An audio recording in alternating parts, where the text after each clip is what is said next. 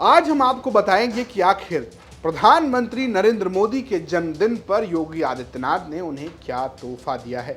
साथ ही साथ ये भी बताएंगे कि अखिलेश यादव कैसे एसटीएफ के मुद्दे पर लगातार योगी आदित्यनाथ को घेर रहे हैं और उसका क्या स्पेशल मीनिंग बता रहे हैं। नमस्कार, मैं हूं रजत सिंह और आप देख रहे हैं आज का यूपी।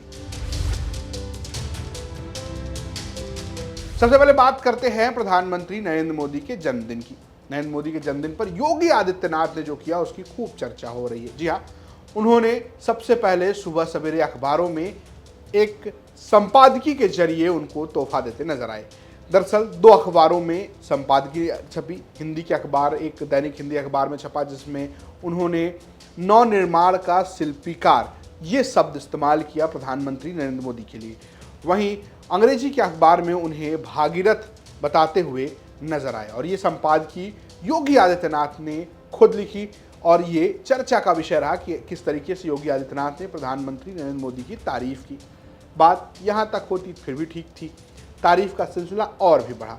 योगी आदित्यनाथ पहुंचे वाराणसी। पहले उन्होंने किया हवन और पूजन। उन्होंने ये हवन पूजन किया नरेंद्र मोदी के दीर्घायु होने के लिए, यानी कि वो और उम्र जिए इसके लिए। और इस हवन पूजन के बाद उन्होंने एक खास किस्म की प्रदर्शनी का भी उद्घाटन किया जो नरेंद्र मोदी के जीवन पर आधारित थी और वहां उन्होंने जमकर प्रधानमंत्री नरेंद्र मोदी की तारीफ की। अनंत चतुर्दशी के दिन, भगवान विश्वकर्मा की इस पावन जयंती के दिन, देव शिल्पी की पावन जयंती के दिन, नए भारत के शिल्पी के जन्मदिन के साथ यहां जुड़ रहे हैं।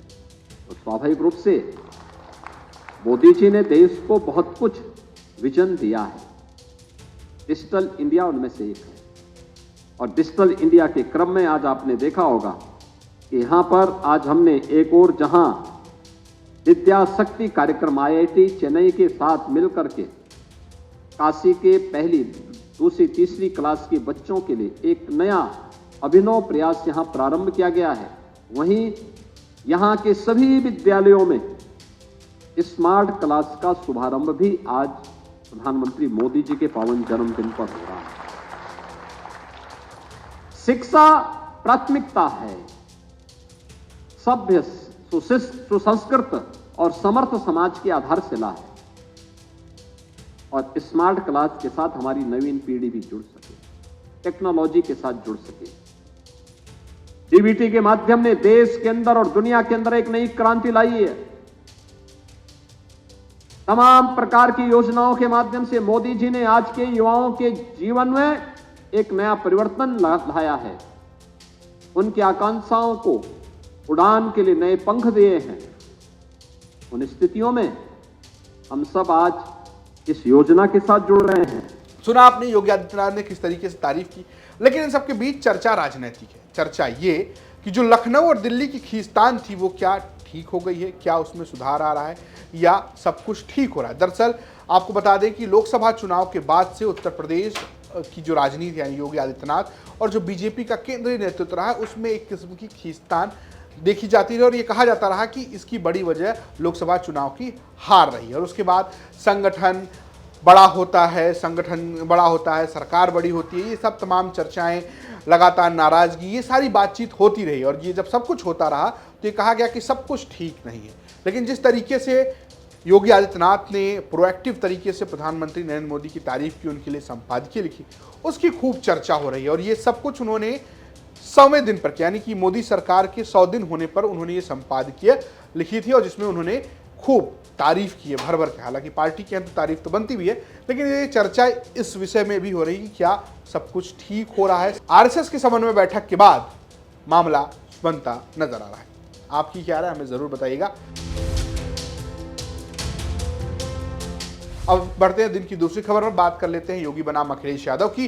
खूब चर्चा है अखिलेश यादव की एक बयान की। दरअसल टीवी कार्यक्रम के दौरान अखिलेश यादव ने एसटीएफ का एक नया फुल फॉर्म दिया। उन्होंने कहा स्पेशल ठाकुर फोर्स, इस नाम से लोग इसको पुकारते हैं। और चर्चा होने लगी एनकाउंटर, फर्जी एनकाउंटर की, पीडीए का एनकाउंटर कितना हो रहा है।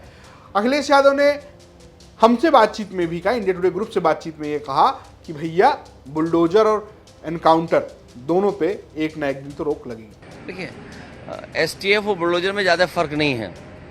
सरकार अगर घर, मकान किसी एक गिराने के लिए बुलडोजर इस्तेमाल कर रही थी, सुप्रीम कोर्ट ने अंतोगत्वा उसको रोक लगाया है। एसटीएफ में अगर ऊपर से नीचे तक आप अधिकारियों को देखेंगे, एक ही तरह के अधिकारी पोस्ट हैं। उन अधिकारियों को पोस्ट किया है जो सरकार को खुश रख सकें, सरकार के कहने पे चल सकें, नियम कानून और जो अधिकार होते हैं उनसे ऊपर काम करें। इसीलिए एक तरह के लोगों को उन्होंने उसके अंदर शामिल किया है। आप देखिएगा एक दिन एसटीएफ में भी वो लोग परिवर्तन होगा। जो लोग आज बैठे कुर्सी पर हैं, उनके खिलाफ कभी जांच होगी तो उन्हें भी बहुत कुछ चीज़ों का सामना करना पड़ेगा। तो कुल मिलाकर अखिलेश यादव बिल्कुल फुल फॉर्म में है और वो जो पॉलिटिक्स कर रहे हैं उसका इशारा जो है वो जाति बनाम धर्म की राजनीति पर नजर आता है। भारतीय जनता पार्टी, योगी आदित्यनाथ सरकार ये चाहती है कि उत्तर प्रदेश की पॉलिटिक्स उनके खाने में, यानी कि या तो धर्म के आधार पर चलती रहे या फिर वो कानून व्यवस्था की पॉलिटिक्स पर चलती रहे, यानी कि योगी आदित्यनाथ का वो तेवर कि हम ठोक देंगे, मिट्टी में मिला देंगे। अब अखिलेश यादव इसको ही उनके खिलाफ खड़े करने की कोशिश कर रहे हैं।